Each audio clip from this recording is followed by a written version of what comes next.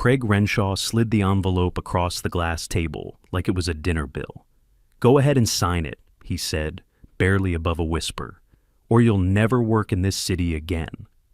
I didn't move right away, just stared at the Delta West letterhead like it might blink first. Behind him, the blinds were closed tight, hiding the floor-to-ceiling view of downtown Sacramento. Sleek room, sleek table, sleek lie. The letter said, "Voluntary resignation." Clean, easy, untraceable. Like I'd just decided to walk away after 5 years of making this place profitable. No misconduct, no warning, just sign it and shut up. Before we get into it, quick note. Share where you're watching from. What city or country? Craig sat back in his chair like this was all routine. He'd been waiting for this moment. I could tell. The smug patience in his eyes, the fake sympathy in his voice. He had already told security. I saw them outside the door on my way in, 2 guys in black polos pretending not to stare. "You can't be serious," I said, even though I already knew the answer. Craig didn't flinch. "You haven't met expectations." I almost laughed. My cost tracking system had saved Delta West over $300,000 across multiple projects this year alone. My name was on every site blueprint worth a damn. Hell, I trained the guy currently taking credit for half of my work. Trevor, the golden boy Craig propped up like a damn trophy. This wasn't about performance, it was punishment. A warning to anyone else who might poke around invoices labeled subcontractor adjustments or notice the same 3 vendors popping up with padded costs and no visible work. I looked down at the letter. My hands didn't shake. Craig thought I was cornered, but he didn't know I'd been preparing for this since April. I pulled a pen from my pocket, the same one I always kept in my sight vest, and scratched out voluntary. In its place, I wrote, "Constructive dismissal due to hostile work environment." Then I added the date. Time, my initials. I slid the paper back across the table. "You just made this official," I said. Craig's smirk faltered. "Is that how you want to play this?" he asked. "It's not a game, Craig," I said, standing. I opened the door. Security straightened up. "You good, sir?" one of them asked. I nodded. "Just need to drop something off with HR before I go." And I walked, calm, head high, like I'd already won. I left that building like it was on fire, straight past reception, through the glass doors, and into the California sun. My phone buzzed twice in my pocket, probably HR trying to cover their ass, but I didn't look. Not yet. I'm 51, divorced, 2 grown kids I don't see enough, and I've been doing construction project oversight since dial-up internet. You stick around long enough in this industry, you learn what real results look like. Steel, concrete, safety records, under-budget bids, the kind of things you can measure, not whispers in corner offices or who plays golf with who. That's what drew me to Delta West 5 years ago. They were expanding hard in the Central Valley, said they wanted pros with integrity. The recruiter called it an ethics-forward environment. I liked the sound of that. Thought it'd be a place I could leave a legacy, maybe settle into a real leadership role before retirement. For the first few years, it actually felt like that. The team was sharp. We had clear project flows, solid contractors, even bonus structures that made sense. Then Craig Renshaw showed up. Tall, smooth-talking, California polished. Said he was from a big outfit out west, brought in to modernize operations. I didn't argue. Hell, I even gave him a decent orientation the first few weeks. But things change fast. First, it was subtle. Project credits would go out and my name would be missing, even though I'd signed off every damn blueprint. Then meetings started popping up that I never got invites to. I'd hear about them in hallway chatter like, "Hey, what'd you think about that plan Craig shared?" I'd have no clue what they were talking about. I brushed it off for a while. Office politics, right? Not my thing. I just kept working. I built a cost analysis model that saved us close to $200,000 on a hospital project in Fresno. Next town hall, Trevor, Craig's little protege, stood up and gave a full presentation using my numbers. Never once mentioned my name. I pulled him aside afterward, asked him where he got the data.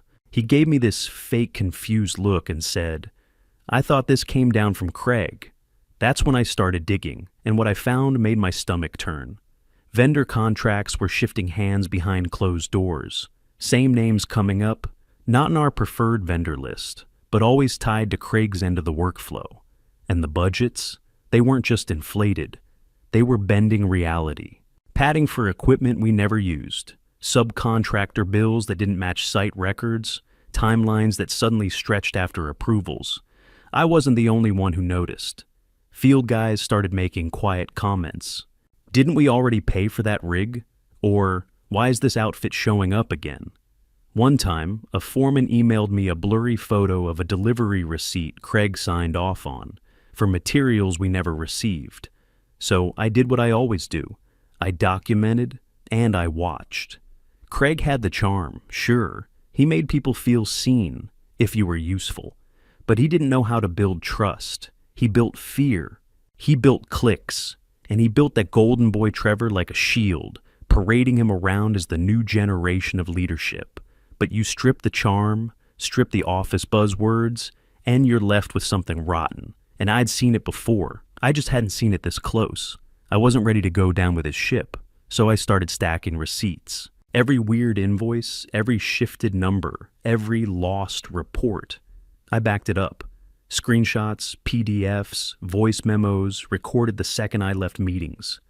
I kept a locked folder at home, another in the cloud under a different name, and one offline on a USB drive in my truck toolbox. I wasn't just being careful. I was building a fuse. The moment I brought my first list of flagged subcontractor payments to Craig, I knew where I stood. He barely looked at the spreadsheet before pushing it back across his desk. "You're stepping outside your lane," he said. Calm, smiling, like he was giving me career advice. I didn't smile back.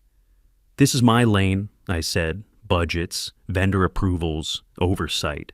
That's literally my job." He tilted his head, like a guy pretending to care.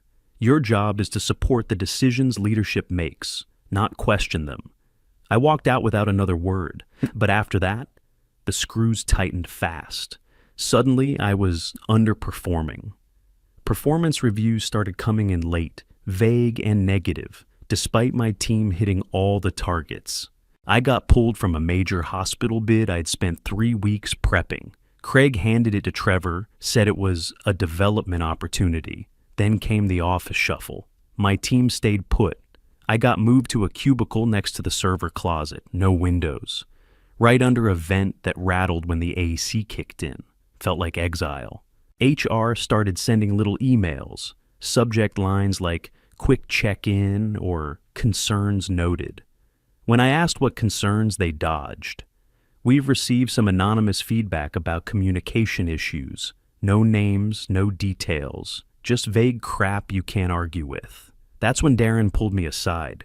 He worked compliance, sharp guy, trusted him since day one. He caught me in the hallway one afternoon and said low, "You didn't hear this from me, but they're building a case. Watch your six." I nodded, said nothing, and walked off like it was a normal Tuesday.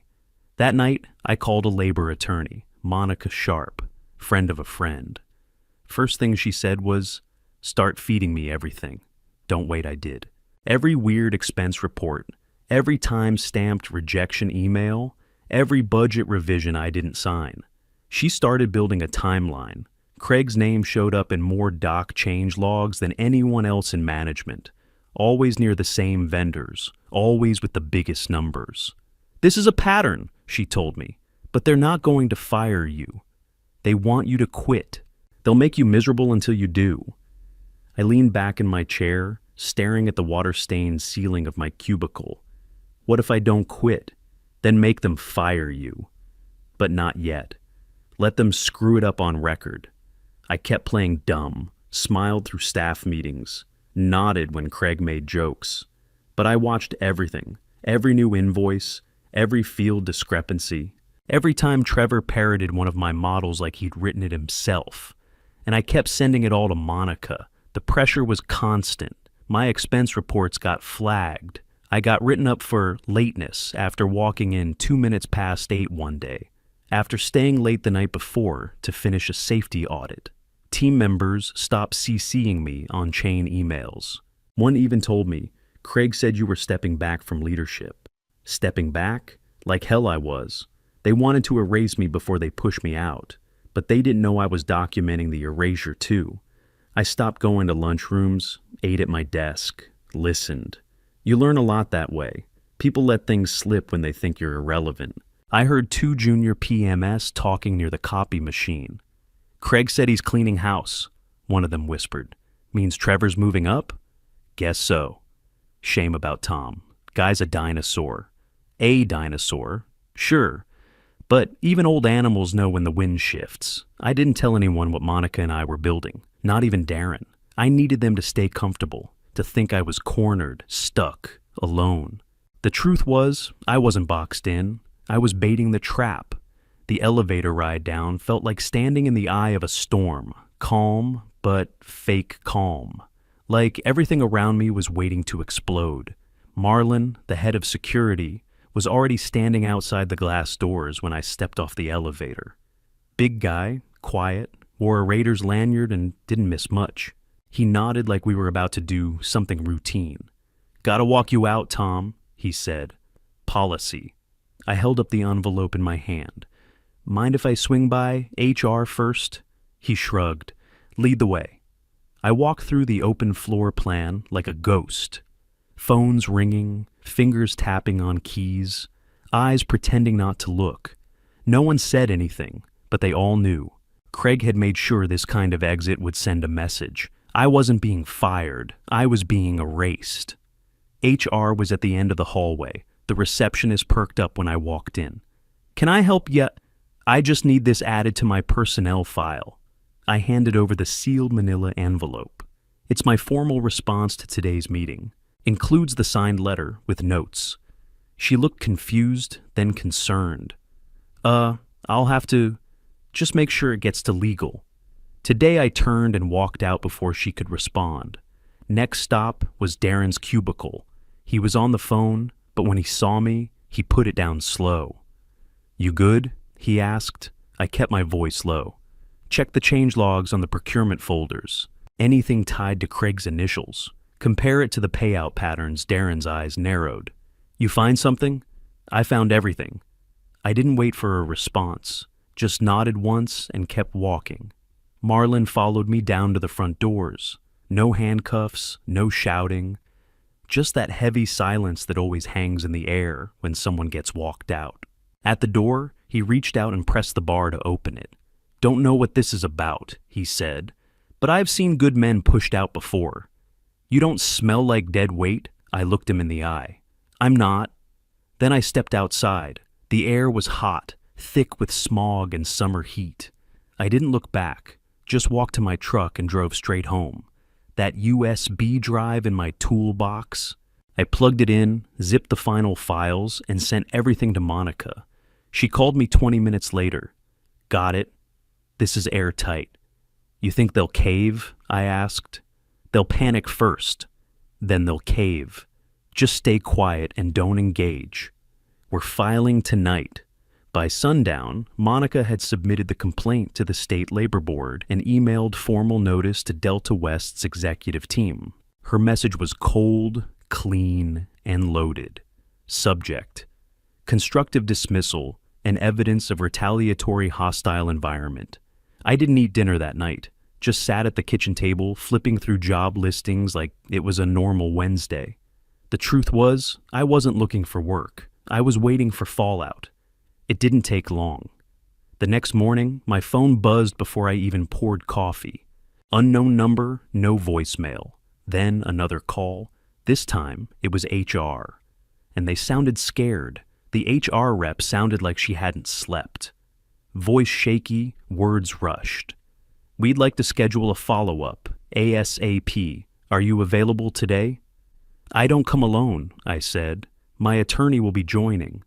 Pause, then, understood. Noon work, I hung up and called Monica. She was already dressed when I picked her up, hair tied back, binder in hand, notepad already tabbed. She didn't make small talk. We walked into Delta West like we owned the damn place. Same lobby, same security desk. Marlon gave me a nod from behind his sunglasses, but didn't say a word. They had us in a different conference room this time, smaller, more private. No blinds drawn. Sunlight everywhere. I recognized the faces waiting at the table. General Counsel, COO, and the same HR manager who used to dodge my emails. Craig wasn't there. Monica sat down, calm as ever, opened her binder, flipped to a tab section, and spoke first. Constructive dismissal. My client has documentation, emails, reports, audit trails that link Mr. Renshaw to fraudulent financial activity involving at least 4 external vendors. Nobody blinked. She kept going. Invoices were manipulated. Vendor relationships bypassed procurement protocols. And retaliation followed every time my client raised the issue internally. The room stayed silent for a beat. Then the COO leaned forward. "We've had others come forward since last night," he said. "We're reviewing their statements now." My pulse ticked once, hard. I didn't look at Monica, just stared at the man. "Others?" I asked. He nodded. 2 project managers, 1 engineer. A site lead. Monica raised her brow. "So, this isn't just one man's grudge." The HR rep cleared her throat. "We're trying to assess the scope." I leaned in then, voice low, direct. Scope's wide. This didn't start with Craig, but it was enabled by silence. That silence ends today. The General Counsel finally spoke. "What are you asking for?" I didn't flinch. Immediate reinstatement, separate from Craig's org chart, a full third-party audit, internal oversight policy changes, and a freeze on any vendor contracts touched by Craig in the last 12 months. They glanced at each other.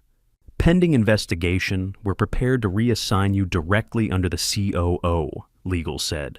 "Craig will be placed on administrative leave effective immediately." That was the first time I saw HR relax her shoulders. "And the audit?" Monica asked. "Already in motion," the COO said. "We hired a third-party firm this morning." I stood up. "Good. I'll need access to project records starting tomorrow. My team's waiting." The meeting ended without handshakes. Monica and I walked out the way we came in. In the elevator, she looked over at me.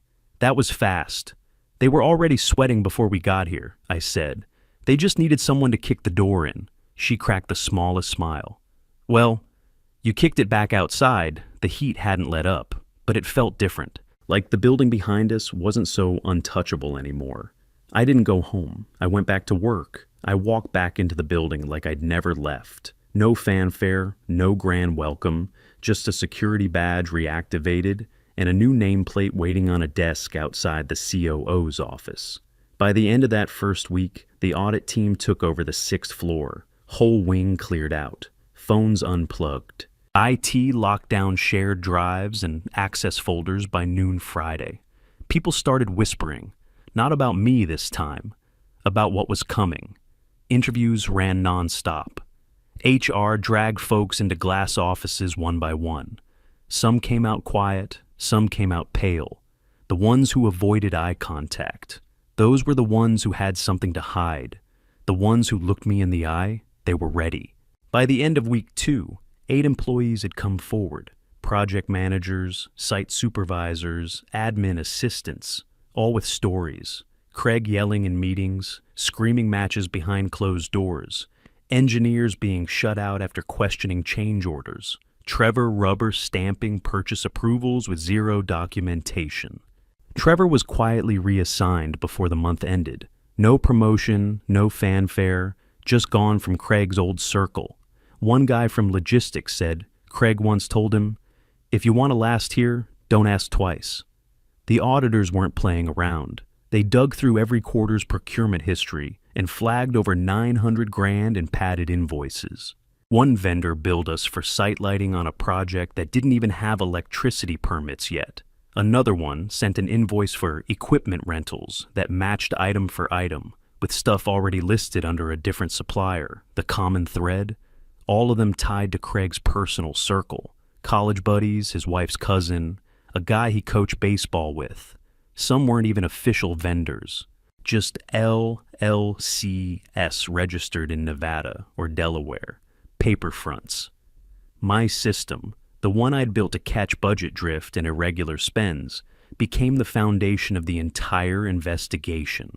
They took my spreadsheets, my internal reports, even my flagged memos, and turned it into a heat map. You could actually see it.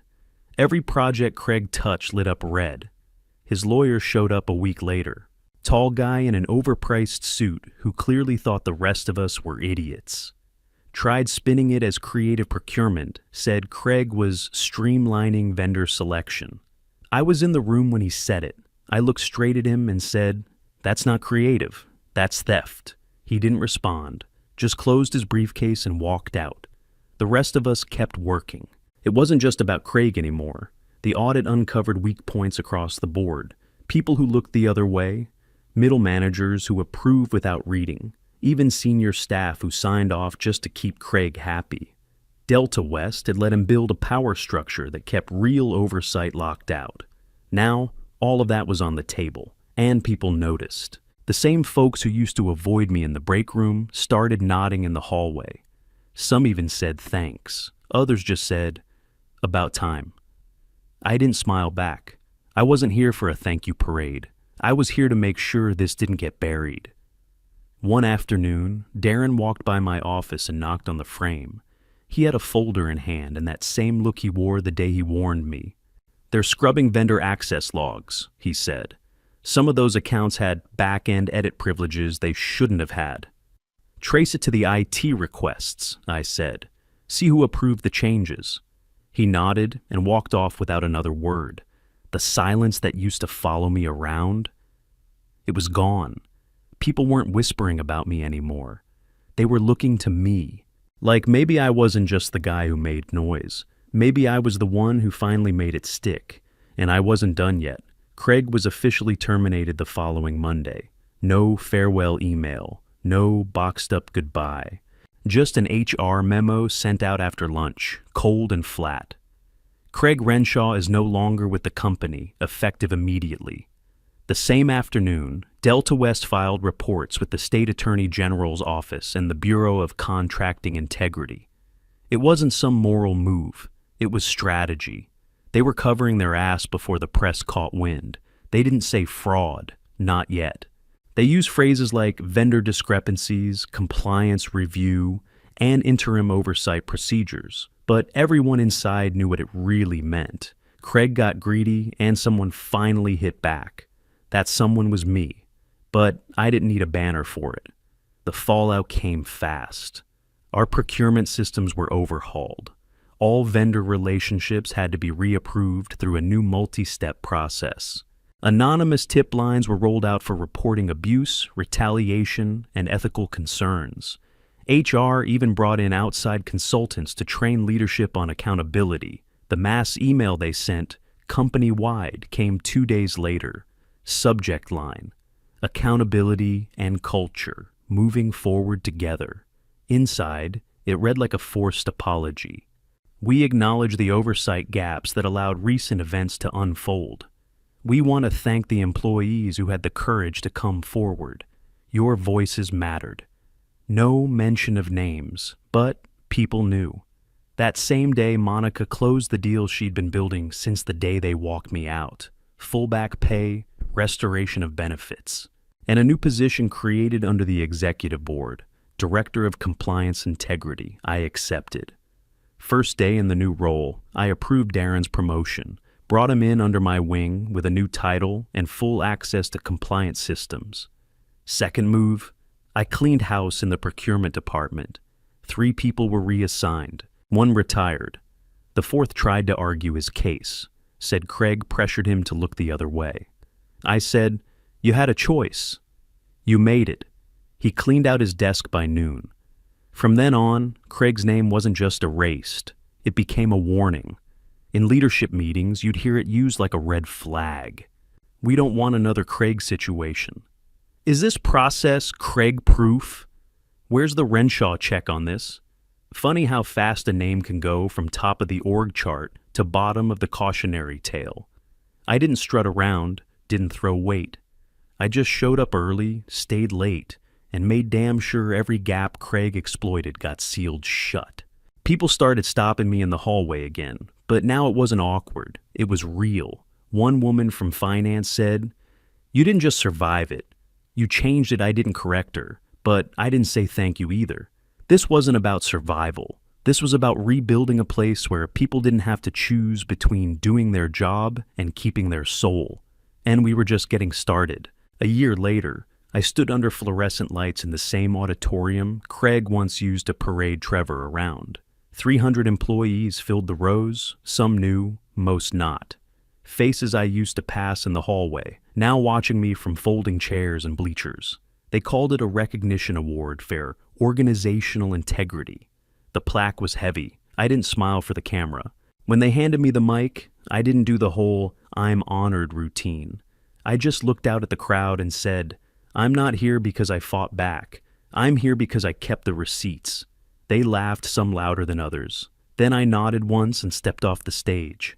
That night, back home, I grilled a steak, poured a whiskey, and finally sat down with my boots off. My phone buzzed around 11. Unknown number, one line. "You think you won?" I stared at it for maybe 5 seconds, then hit delete. This wasn't about winning. It was about making damn sure someone like Craig didn't get to write the ending for me, or for anyone else in that building. Delta West runs different now. There's oversight where there used to be silence. People ask questions without looking over their shoulder. The new leadership team actually listens when someone says, "That doesn't look right. It's not perfect. It won't ever be." But the rot got pulled out by the root, and that's a start. None of this happened because of one man. It happened because enough people got tired of swallowing it. Because finally, somebody said, "That's enough," and a few others backed it up. I didn't blow the place up, didn't march through the halls with a bullhorn or torch careers. I just turned the light on in a dark corner. The roaches scattered on their own. My dad was a mechanic, spent 30 years fixing things nobody noticed until they broke. He used to say, "Don't need a hammer when a wrench'll do." I thought about that when Craig shoved that resignation letter across the table.